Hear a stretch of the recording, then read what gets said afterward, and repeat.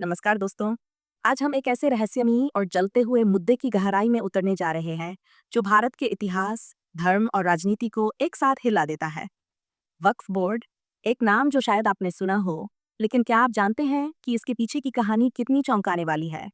तो तैयार हो जाइए, क्योंकि हम इसकी परतें खोलने वाले हैं। वक्फ बोर्ड की कहानी हमें 12वीं सदी में ले जाती है।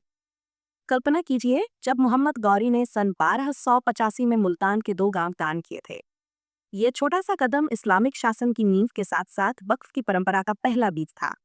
फिर दिल्ली सल्तनत के सुल्तानों जैसे इल्तुतमिश और मोहम्मद बिन तुगलक ने इसे हवा दी।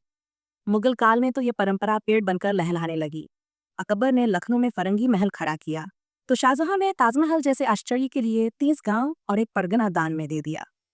ये सिर्फ दान नहीं था, बल्कि एक ऐसी व्यवस्था थी जो आज भी भारत की जमीनों पर छाई हुई है। अब जरा आज के वक्त में आए। शोध बताते हैं कि वक्फ बोर्ड के पास 9,40,000 एकड़ जमीन है। सोचिए, ये कितना विशाल आंकड़ा है। यह 8,70,000 से ज्यादा संपत्तियों को अपने दायरे में समेटे हुए है। रेलवे और रक्षा विभाग के बाद ये भारत का तीसरा सबसे बड़ा जमीन मालिक है।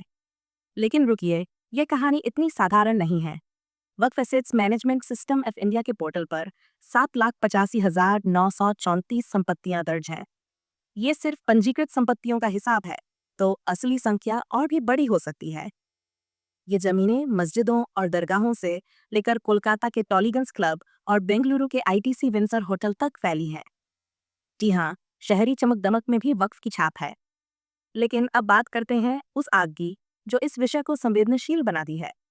तमिलनाडु के तिरुचेंदुराई गांव में 1500 साल पुराना सुंदरेश्वरर मंदिर खड़ा है। वहां के किसानों की सांसें तब अटक गई जब वक्फ बोर्ड ने पूरे गांव पर दावा ठोक दिया। ये कोई अकेली घटना नहीं है। 18 अन्य गांवों में भी यही सवाल गूंज रहा है। किसानों की जमीन, उनकी मेहनत, उनका हक, कैसे ये सब वक्फ का हिस्सा बन सकता है? ये विवाद सिर्फ जमीन का नहीं, बल्कि धर्म, राजनीति और सामाजिक न्याय का तूफान खड़ा कर रहा है। गांवों की गलियों से लेकर शहरों की सड़कों तक ये मुद्दा लोगों के दिलों में उबाल ला रहा है। वक्फ बोर्ड का इतिहास शायद गर्व का विषय हो, लेकिन इसके आज के दावे सवालों के घेरे में हैं।